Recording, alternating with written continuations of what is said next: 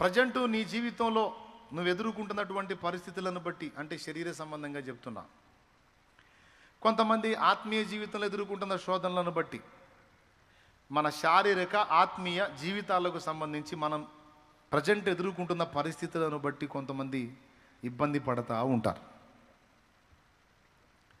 కొంతమంది కంగారు పడతా ఉంటారు, కలతలో ఉంటారు, కలవరంలో ఉంటారు, నిద్రపోరు, వేదన పడతా ఉంటారు.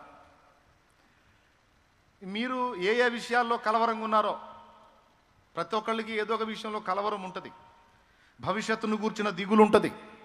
కొంతమందికి వాళ్ళ భవిష్యత్తును కూర్చిన దిగులు అయితే, కొంతమందికి వాళ్ళ పిల్లల్ని కూర్చిన, వాళ్ళ పిల్లల భవిష్యత్తును కూర్చిన దిగులు.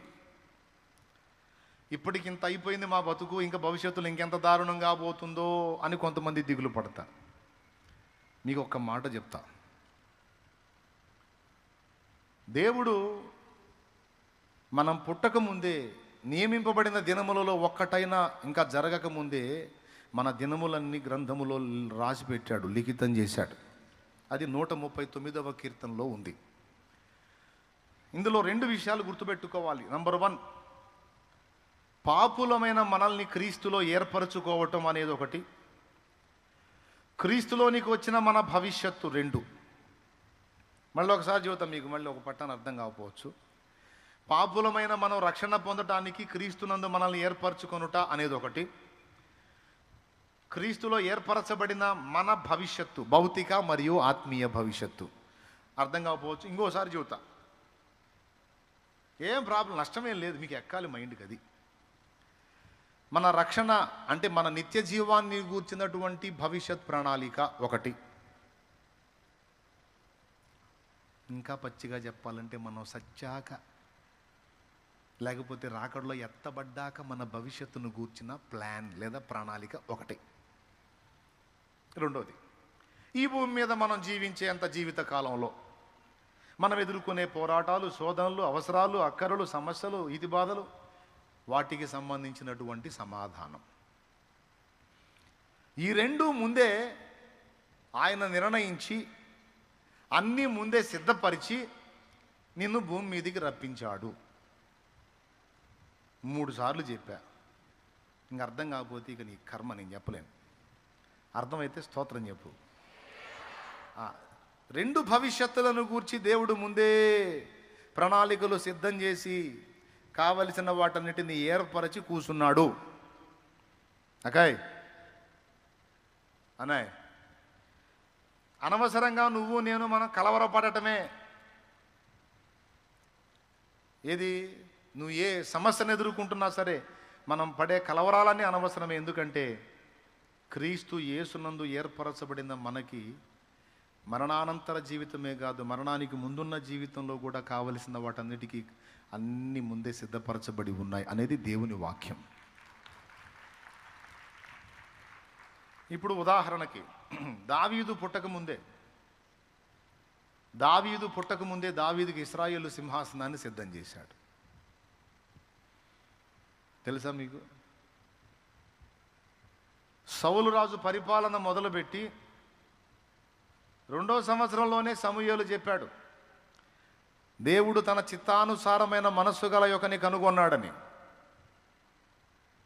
అప్పటికి దావీదు పుట్టలేదు. దావీదు పుట్టల, ఇంకా 8 ఏళ్ల తర్వాత పుడతాడు దావీదు.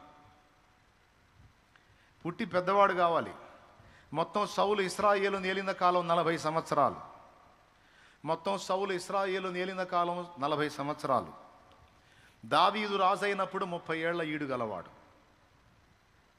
దావీదు రాజైనప్పుడు అంటే దావీదు పుట్టక ముందే 10 ఏళ్లకు ముందే సౌలు రాజు. ఏమైనా అర్థమైందని నేను చెప్పింది? దావీదు అనేవాడు పుట్టక ముందు 10 ఏళ్లకు ముందే సౌలు రాజు. అర్థమైందా? సౌలు రాజు అయిన తర్వాత ఇంచుమించు 10 ఏళ్లకు పుట్టాడు దావీదు. కానీ దావీదుని ఎప్పుడు ఏర్పరచుకున్నానన్నాడు సమూయేలుతో? సౌలు 2వ సంవత్సరం పరిపాలనలో ఉన్నప్పుడు చెప్పాడు. అంటే ఇంకా దావీదు పుట్టల, కడుపును కూడా పడలా. ఇది జరిగిన 8 ఏళ్లకు పడతాడు కడుపులో. అంటే దావీదు అనేవాడు ఇంకా భూమి మీద రాకమునిపే, భూమి మీదకి రాకమునిపే ఇశ్రాయేలు సింహాసనాన్ని ముందే సిద్ధపరిచి పెట్టాడు దేవుడు. ఏమైనా అర్థమైందా నేను చెప్పింది? మరి ఇప్పుడు నువ్వు ఏ దేవుడిని ఆరాధిస్తున్నావు? ఏ దేవుడిని ఆరాధిస్తున్నావు? దావీదు ఏ దేవునికి సాగిలపడ్డాడో, సాష్టాంగపడ్డాడో, ప్రార్థన చేశాడో, మ్రొక్కాడో, ఆరాధించాడో, విశ్వసించాడో అదే దేవుని యందు ఇప్పుడు నువ్వు విశ్వాసం ఉంచావు. దావీదు దేవుడే నీ దేవుడు కూడా. ఇంకా చెప్పాలంటే అసలు ఉన్న దేవుడు ఆయనే, సత్యదేవుడు ఆయనే, నిత్య దేవుడు ఆయనే. ఆమేన్, ఆమేన్. మరి దావీదు రాకముందే మొత్తం ఫ్యూచర్ మొత్తాన్ని డిజైన్ చేసి పెట్టాడే. దావీదుకి ఎన్ని రకాల దాడులు అవుతాయో, ఎదురవుతాయో, ఆ దాడుల్లో దావీదుని ఎలా తప్పించాలో, ఎక్కడెక్కడ ఏ విధంగా అతను తప్పించబడటానికి సమయోచిత జ్ఞానం ఎలా ఇవ్వాలో మొత్తం డిజైన్ చేసి కూర్చున్నాడు కదా. మొత్తం ముందే చూస్తాడు, రాస్తాడు, అంత పక్కగా ఎక్కడదక్కడ ఫిక్స్ చేసి కూర్చుంటాడు. మళ్ళీ నాకేం సంబంధం లేదని కూర్చుంటాడు దేవుడు. అది ఏమైనా అర్థమైందా నేను చెప్పింది? అర్థమైతే మేధావులే. ఏం చెప్పాను చెప్పండి? అది అర్థమైనట్టు ఫోజు పెట్టారు. చెప్పండి. మొత్తం ముందే చూస్తాడు, రాసి పెడతాడు, మళ్ళీ సంబంధిత సన్నివేశాలకు అవసరమైనటువంటి సహాయాలు మొత్తం ఏర్పాటు చేసి పెడతాడు. మళ్ళీ జరుగుతున్న కథలో నా ప్రేమేమేం లేదన్నట్టు మొత్తానికి వెలపట నేను ఉన్నాను అన్నట్టు కూర్చుంటాడు. ఇంకా అర్థం కాలేదా? కనీసం అర్థమైందిలే నన్ను ఫీలింగ్ అన్న ఇవ్వచ్చు కదా. దేవునికి స్తోత్రం. అర్థమైందా? పుట్టింప నీ వంచు, పోషింప నీ వంచు, గిట్టింప నీ వంచు, కీర్తింతును. వట్టి పనికి మాలి నట్టి మానవుల చేపట్టి రక్షింప బాధ్యుండవచ్చు. దట్టమైన కృపను దరిజేరనాకిచ్చి పట్టయి నిలిచుండు ప్రభుడవంచు. కట్టాడ చేకాడ ముట్టుదను కానా పట్టు కొలది నిన్ను ప్రస్తుతింతు. అన్ని కాలంబులనున్నాయే హోవా నిన్నెన్నాదరంబయో కన్న తండ్రి, ఓ మా కన్న తండ్రి. అన్ని కాలంబులనున్న యెహోవా నిన్నెన్నాదరంబయో కన్న తండ్రి. వన్నెకేకిన మోక్ష వాసాళి సన్నూతులున్నతమయుండ మున్నె నీకు. అన్ని కాలంబులనున్నాయే హోవా నిన్నెన్నాదరంబయో కన్న తండ్రి, ఓ మా కన్న తండ్రి. దేవునికి మహిమ కలుగును గాక. హల్లెలూయా. గట్టిగా చెప్పండి. ఇప్పుడు ఏమర్థమైంది మీకు? ప్రస్తుతం అనుభవిస్తున్నటువంటి వాటినే నీవు చూస్తున్నావు, కానీ సుదూర భవిష్యత్తులో, సమీప భవిష్యత్తులో దేవుడు నీకు సిద్ధపరిచినవి నీకు అర్థం కాలేదు. కానీ ఒకటి మాత్రం నిజం, అందరికీ అన్నీ సిద్ధపరిచిన దేవుడు భూమి మీద నీ జీవితానికి కావలసినవి నీకు సిద్ధపరిచాడు, నీ పిల్లలకు కూడా సిద్ధపరిచాడు. కన్నవాడిగా కన్నదానిగా నీకే ఇంత బాధ్యత ఉంటే మిమ్మల్ని నన్ను మొత్తాన్ని పుట్టించినోడు ఇంకెంత రెస్పాన్సిబిలిటీ ఉంటుందో ఒక్కసారి ఊహించండి. మనమే ఇంత బాధ్యత ఫీల్ అయితే ఇంకా ఆయన ఎంత బాధ్యత ఫీల్ అవుతాడు? బాధ్యతలు నెరవేర్చడంలో నువ్వు గ్రేటా, దేవుడు గ్రేటా? ఎవరు నంబర్ 1లో వస్తారు? అస్సలు ఎంత పర్ఫెక్ట్ అండి ఆయన మనుషుడిగా భూమి మీదకి వచ్చినప్పుడు కూడా సహోదరుల బాధ్యతను, తల్లి బాధ్యతను 30 ఏళ్ళు నెరవేర్చి, అప్పుడు పరలోక తండ్రి చిత్తం నెరవేర్చడానికి వచ్చి తన ప్రాణముని అప్పగించి, ఇటు భౌతికంగా అటు ఆత్మీయంగా 2 బాధ్యతలు నెరవేర్చి, ఇటు సృష్టికర్తగా మనందరి రక్షణ కోసం ప్రాణం పెట్టి బాధ్యత నెరవేర్చాడు. 30 ఏళ్ళు కుటుంబం బాగు కోసం శ్రమపడి చెక్క పనిచేసి, వడ్రంగం పనిచేసి వాళ్ళని పోషించి బాధ్యత నెరవేర్చాడు. టోటల్గా అసలు యేసు ఆరంభము, యేసు సిలువ అన్ని బాధ్యతతో ముడిపడి ఉన్నాయి. అన్ని బాధ్యతను బట్టి చేశాడు. ఇప్పుడు చెప్పండి, నీకు ఎక్కువ బాధ్యత ఉందా, దేవుడికి ఎక్కువ బాధ్యత ఉందా? రైట్. నిజమేనా? నమ్ముతున్నావా? మరి బాధ్యత గల దేవుడు నాకు తోడై ఉన్నాడు, నా భవిష్యత్తుకు డోకా లేదు అనవేమయ్యా? అనవే? అది ఇప్పుడే నైట్ నిద్రపోకుండా ఆలోచిస్తూ ఉంటావు నువ్వు. రేపేం జరిగిద్దో, రేపు ఏం జరిగిద్ది ఏంది? ఈరోజు బాగుంది, రేపు ఇంకా బాగుంటుంది. దేవుణ్ణి బట్టి ఈరోజు స్తోత్రం, రేపు డబుల్ స్తోత్రం. ఎవరిని బట్టి? ఆయనను బట్టి. రేపటి తలపుతో నేడే కలతతో కృంగుట ఎందుకు కలవరముందకు. రేపటి తలపుతో నేడే కలతతో కృంగుట ఎందుకు కలవరముందకు. నమ్మదగినవాడు నీ దేవుడు, సర్వకాలము నిన్ను విడువడు. వాగ్దానమే నీకుండగా భయమేలనే ప్రాణమా, వర్ణింపగా సాధ్యమా నీపైన యేసయ్యకున్న ప్రేమ. నిన్నే పిలచి తనలా మలచే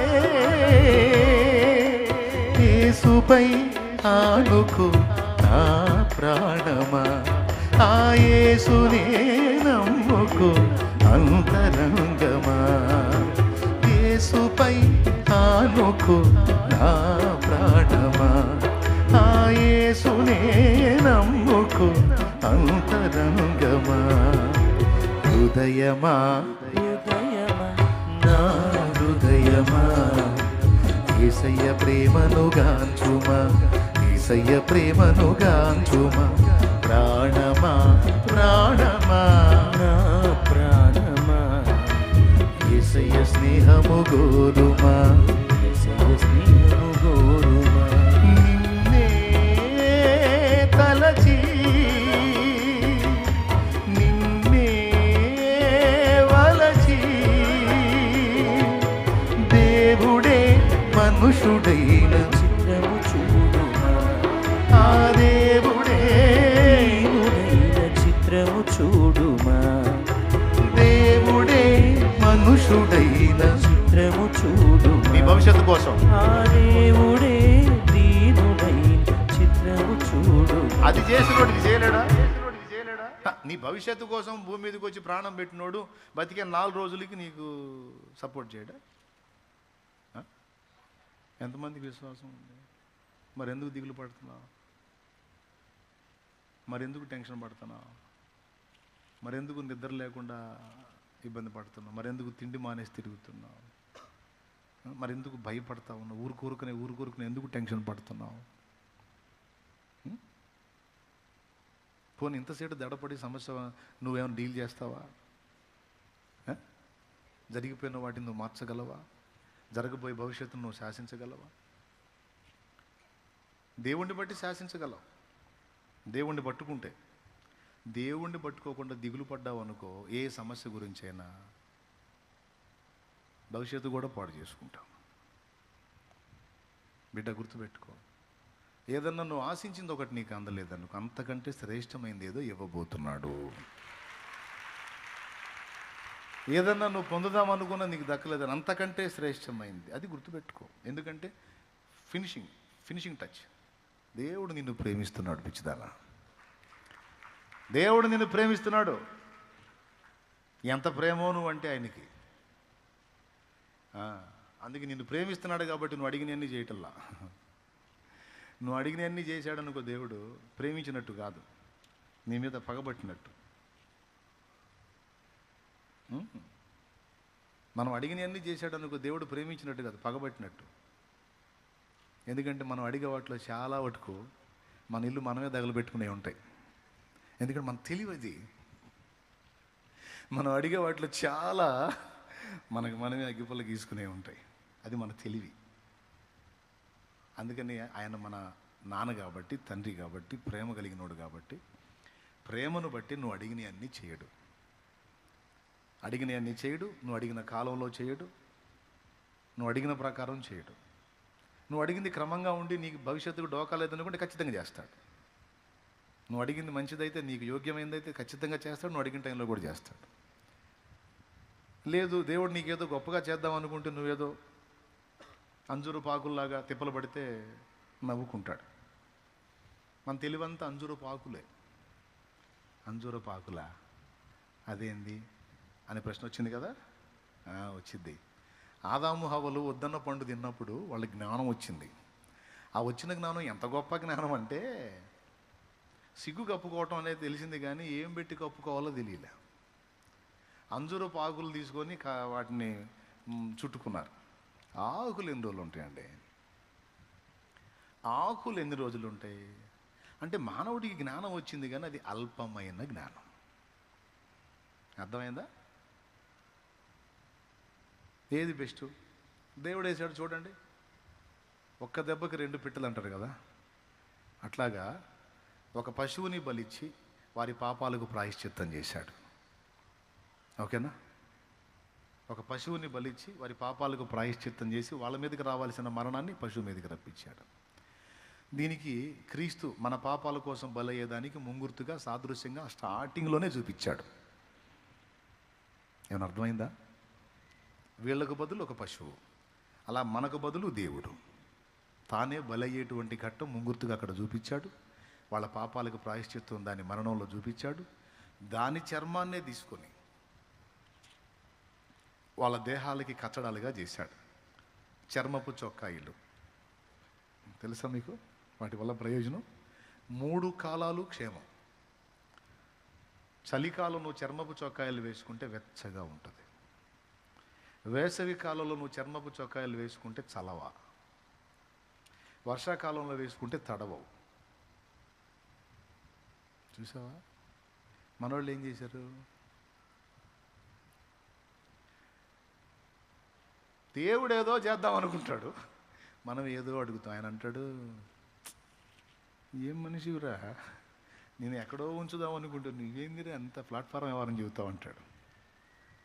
ఏమన్నా అర్థమైందా? కాబట్టి దేవుడు నీకు ఒకటి చేయలేదు, నీకు ఒకటి ఇవ్వలేదు, ఒకటి కార్యం జరగలేదు అంటే, నిన్ను ప్రేమించే దేవుడు నీకు ఎందుకు అందనిలా? నిన్ను ప్రేమించే దేవుడు ఆ పరిస్థితిని నీకు ఎందుకు అనుమతించాడు? దాని వెనక నీకు ఇంకా శ్రేష్టమైంది దాచిపెట్టాడు. అర్థమై కొడుతున్నావా లేకపోతే నేను ముగించానని కొడుతున్నావా? అర్థమైతే గట్టి కొడు మరే. హల్లెలూయా. లైవ్లో ఉన్నవాళ్ళు, జూమ్లో ఉన్నవాళ్ళు కూడా చెప్పండి, దేవుడు నీకు ఇంకా శ్రేష్టమైన దాన్ని దాచి ఉంచుతాడు. నీ పిల్లలకు కూడా చెప్పు, వాళ్ళు ఏడుస్తూ ఉంటారు, కృంగిపోతూ ఉంటారు, నేను ఇది అనుకున్నాను మమ్మీ, నాకు ఇది కాలేదు, డాడీ నాకు ఇది కాలేదు, అరే రాను, ఇంకా శ్రేష్టమైనవి, ఇంకా శ్రేష్టమైనవి. యెషయా అనుకున్నాడు, ఆ మందను కాసుకొని బతికితే చాలాడు, ఆ చిన్న మందను కాసుకొని బతికితే, రే వాడు యుద్ధానికి కూడా పనికి రాయి, నువ్వు గొర్రెలకు పోరా, గొర్రెలకు పో, ఆ మందను కాసుకొని బతికితే చాలు అనుకున్నాడు. కానీ ఇశ్రాయేలు సమూహం అంతా, ఇశ్రాయేలు మందంతటిని కాయటానికి దేవుడు ఏర్పరచుకున్న పాత్ర దావీదని యెషయాకి తెలియదు. ఆ చిన్న మందను కాసుకుంటే ఆడు బతికిపోతాడు, ఈ జీవితం చాలా ఆడికి అనుకున్నాడు. అందుకే మిగిలిన కొడుకులందరినీ తీసుకొచ్చాడు. అసలోనిది ఎలా, నీ కొడుకులు ఎంతమంది అయినా ఇంకెవరన్నా ఉన్నారా అని సమూయేలు అడిగితే, ఇంకనూ కడసారి వాడు ఉన్నాడు. మరి మొత్తానికి తెమ్మన్నాగా, వాడు చిన్నోళ్ళు 2 గొర్రెలు కాసుకున్నాడు, వాడికి అయ్యే ఎక్కువ. పిల్లవయా, దావీదు అల్లంత దూరంలో ఉండి, అదిగో నేను ఏర్పరచుకున్నవాడు వస్తున్నాడు, ఓ తైలం పోయిపోమన్నాడు దేవుడు. అరే నీ బిడ్డ ఇలాగుంటే చాలా నువ్వు అనుకుంటావు, నీ బిడ్డకి మంచి భవిష్యత్తును దేవుడు డిజైన్ చేసి పెట్టాడు, ఇంకా బెటర్ లైఫ్. నువ్వు అనుకుంటా వాడు ఇలా బతికితే చాలు, నువ్వు అనుకుంటా వాడు అలా బతికితే చాలు, దేవుడా వాడికి ఈ మాత్రమే చాలు, వాడికి ఆ మాత్రమే అని నువ్వు అంటావు. నీకంటే ప్రేమ గలవాడు, వాని సృష్టి వెనుక నీ హస్తం కాదు ఆయన హస్తం ఉంది. ఇంకా బెటర్గా వాని ఎడల ప్రణాళిక దేవుడు నెరవేరుస్తాడు, ఆమె ఎడల ప్రణాళిక దేవుడు నెరవేరుస్తాడు. మీరు చెప్పండి, యోసేపు వాళ్ళ అమ్మని మనం కూర్చోబెడితే, ఒకవేళ రాహేల్ బతికుంటే ఏమని ప్రార్థన చేసేది? మా అబ్బాయి పొరపాటును కూడా ఐగుప్తు పోగొట్టు తండ్రి, వాడు ఇక్కడే ఉండాలి ప్రభా, వాళ్ళ అన్నలతో పాటు గొర్రెలే కాసుకోవాలి తండ్రి, ప్రభా స్తోత్రం నాయన. ఎప్పుడు మావాడు గొర్రెలు గాయాలి, గొర్రెలు గాయాలి, గొర్రెలు గాయాలి, బర్రెలు గాయాలి, బర్రెలు గాయాలి, గొర్రెలు గాయాలి ప్రార్థన చేసేది. ఎందుకంటే వాళ్ళు వృత్తి అదే కాబట్టి. చేసిద్దా చేయదా? లేకపోతే మావాడు రాజు అవ్వాలని చేసిద్దా? ఏ దేశానికి రాజు అవుతాడు? అసలు రాజ్యం ఏదో వాళ్ళకి ఏమని చేసేది? ఇప్పుడు నువ్వు చేసినట్టే చేసేది. నువ్వేదో గొర్రెలో బర్రెలో దేవుడు ఆడతావు మీ వాడికి. ప్రభా మా వాడికి అది రావాలి, మా వాడికి ఇది కావాలి, మా అమ్మాయికి అది కావాలి, మా అమ్మాయికి ఇది కావాలి. ఏ గొర్రెలో బర్రెలో దేవుడు ఫిక్స్ అయిపోవాలని నువ్వు అనుకుంటావు. స్థిరపరచమని అడుగుతావు, దేవుడు మౌనంగా ఉంటాడు. ఎందుకంటే దేవుడు యోసేపు చేత గొర్రెలు బర్రెలు గాపించాలని కాదు, యోసేపుని లక్షల మందికి రక్షకుడుగా నిర్ణయించాడు దేవుడు. ప్లాన్ అండి. యోసేపుని లక్షలాది మందికి రక్షకుడుగా నియమించాడండి. తన జనాంగం మొత్తానికి ఆధారం చేశాడండి. యోసేపుని గొర్రెలు కాసేవాడుగా కాదు, ఒక సింహాసనం ఎక్కి పరిపాలించి ఫరోకే ఫరో అయ్యేంత స్టేటస్లోకి యోసేపుని డిజైన్ చేశాడండి దేవుడు. ఇంత ప్లాన్ వాళ్ళ అమ్మకేం తెలుసు, యాకోబుకేం తెలుసు అండి? యాకోబు అన్నలకు కూడా తెలియదండి. యాకోబు కుమారులు మిగిలిన కొడుకులు యోసేపు అన్నలకు కూడా తెలియదు. పనికిమాలినోడు కళ్ళలు గంటాడు, ఉరగ తిని నిద్రపోతాడు, నిద్రపోతే కళ్ళైగా వచ్చేది, దిక్కుమాలిన కళ్ళన్నీ గంటాడు, వచ్చి మనల్ని ఎగతాళి చేస్తూ ఉంటాడు, ఈయన చంపేయాలనుకున్నారు వాళ్ళు. కానీ ఆ వ్యక్తి విషయంలో దేవుని ప్లాన్ ఏంటి? యోసేపు వాళ్ళు అమ్ముంటే ఏమని అడిగేది? మీరు చెప్పండి, ఏమని అడిగేది? మావాడు రాజు అవ్వాలంటే గొర్రెలు మంచిగా సమృద్ధిగా అభివృద్ధి చెందాలి తండ్రి, చాలా విస్తారమైన మందలు కావాలి, గొర్రెలే గాయాలని అడిగిద్దా? ఏం అడిగిద్ది? ఇప్పుడు నువ్వేం అడుగుతున్నావు అదే అడిగిద్ది. నువ్వేదో అనుకుంటావు అదే జరగాలి మా వాడికని అనుకుంటావు. జరిగిస్తే స్తోత్రం, జరిగించకపోతే గుర్తుపెట్టుకో, గొర్రెలు మందలు పశువులు కాదు, మనుషుల్ని గాయబోతున్నాడు. మనుషుల్ని గాయబోతున్నాడు. దేవుడు కార్యాలు జరగబోతున్నాయి. నువ్వు ఊహించని మలుపులు తిరగబోతున్నాయి. నువ్వు అనుకొనని కార్యాలు జరగబోతున్నాయి. ఈరోజు ఈ చిన్నది చాలు, ఈ కొంచెం చాలు, ఈ కొంచెం చాలు నువ్వు అనుకుంటున్నావు. నో నో నో, నువ్వు ఊహించిన దానికంటే, అడిగిన దానికంటే ఉన్నతంగా దేవుడు కార్యాలు జరిగించబోతున్నాడు. ఇది భవిష్యత్తు. అది నీ తలంపుల్లో ఉండాల్సింది, అది నీ ఆలోచనలో ఉండాల్సింది. అది ఇది మిస్ అయిందా, మరి శ్రేష్టమైంది అనే అనుకోవాలి. కానీ అనుకున్నది దక్కల. ఇంక నేను ఎందుకు బతకాలి? నీ బొంద, అంతకంటే శ్రేష్టమైన జీవితాన్ని నా తండ్రి నీకు సిద్ధపరిచాడు, నీ బిడ్డలకు సిద్ధపరిచాడు. నీ భవిష్యత్తు ఆశీర్వాదకరంగా ఆయన ప్లాన్ చేసుకుని ఉండొచ్చు. కాబట్టి నా జీవితం అంతే. నేను ఊహించలేదు కదా, అందుకే స్టార్టింగ్ ఆ పాట పాడుకున్నా. మరి పాడే కదా, ఇంకొద్దులే, టైం అయిపోయింది కదా, ప్రార్థన చేస్తాను. దేవునికి స్తోత్రం. కాబట్టి మీరు ఎంతమంది అర్థం చేస్తున్నారేమో, నిన్ను ప్రేమించి నీకై ప్రాణం ఇచ్చిన నా ప్రభువు, నీ భవిష్యత్తుకే భూమి మీదికి దిగొచ్చి సిలువ నీకు ప్రాణం పెట్టి నీ భవిష్యత్తుకు డోకా లేకుండా నీకు రక్షణ మార్గాన్ని వేసిన ప్రభు, ఈ భూమి మీద కూడా నువ్వు ఎదుర్కొనే రకరకాల పరిస్థితులన్నిటికీ తప్పించుకోవడానికి మార్గాలు వేశాడు, నీకు సహాయం అందడానికి దారులు వేశాడు. నీ భవిష్యత్తు, నీ వారి భవిష్యత్తుకు ఇబ్బంది లేకుండా, ఎందుకంటే నువ్వు క్రీస్తులో ఉన్నావు. ఇబ్బంది లేకుండా అన్ని విషయాలు ఆయన ఎంటర్ అవుతాడు. నువ్వు నమ్మినా నమ్మకపోయినా అని నేను అనను, మర్యాదగా నమ్ము. దేవునికి స్తోత్రం. మర్యాదగా నమ్ము, నెమ్మదిగా ఉండు. ఆఖరికి చావైనా సరే, నీకెంత కంపెనీ జబ్బున్నా ఆయన సెలవు లేకుండా సాగు కూడా రాదు. అంతే. దేవుడు స్వస్థపరచగలడు. ఆయన చిత్తమైతే ఒక నీ రిపోర్ట్ అద్భుతంగా మార్చి ఒక సాక్షిగా నేను నిలబెట్టగలడు. మిగిలిన వాళ్ళకి జరిగిందంటే వాళ్ళెవరికి జరగంది నీకు జరగవచ్చు. వాళ్ళెవరికి చిక్కని కృప నీకు చిక్కొచ్చు. వాళ్ళెవరికి దక్కని భాగ్యం నీకు దక్కొచ్చు. కరోనా టైంలో 70 శవాలు లేచిపోయినాయి కిరణ్ చుట్టుపక్కల, 70 శవాలు. డాక్టర్ గారు అన్నాడు, డాక్టర్ సుబ్రహ్మణ్యం గారు, దేవుని బిడ్డ, ప్రార్థనాపరుడు, కిరణ్ అన్న దగ్గరికి వెళ్ళి చెప్పాడు, కిరణ్ అన్న, వాళ్ళెవ్వరికి లేనిది నీకుంది, దేవుని కృప, నీకేం కాదన్న ధైర్యంగా ఉంటా, నీకు ఇస్తాడు. ఇదే అనుకో, వాళ్ళకు లేనిది నాకుంది, దేవుని కృప. వాళ్ళ జీవితంలో జరిగిందా, వీళ్ళ జీవితంలో జరిగిందా ఏమో, నీ జీవితం నుంచి ఒక అద్భుతం మొదలుపెట్టి దేవుడు తన కార్యం జరిగించుకోవచ్చు. దానికి నువ్వే కేంద్ర బిందువు కావచ్చు. ఓకే. కాబట్టి ఎందుకు నిరాశపడాలి? సైతాను గాడికి ఎందుకు? మనం కదిలితే వాడిని పిలుస్తూ ఉంటాం దరిద్రుడిని. అది పెద్ద పాత చుట్టంలాగా. వాడు చుట్టం కాదు, వాడు చుట్ట. సాధ్యమైనంత ఎడంగా ఉంచాలి వాడిని, దరిద్రుడిని. గబ్బెదవా. వాడు చుట్టం కాదు, చుట్టవాడు. చుట్టపోగా అక్కడ తగిలితేనే మనకి ఎక్కడ తిరుగుతుంటుంది తల. ఆడ దరిద్రుడు వాడు. మనం కదిలితే దేవుణ్ణి పిలుచుకోవాలి.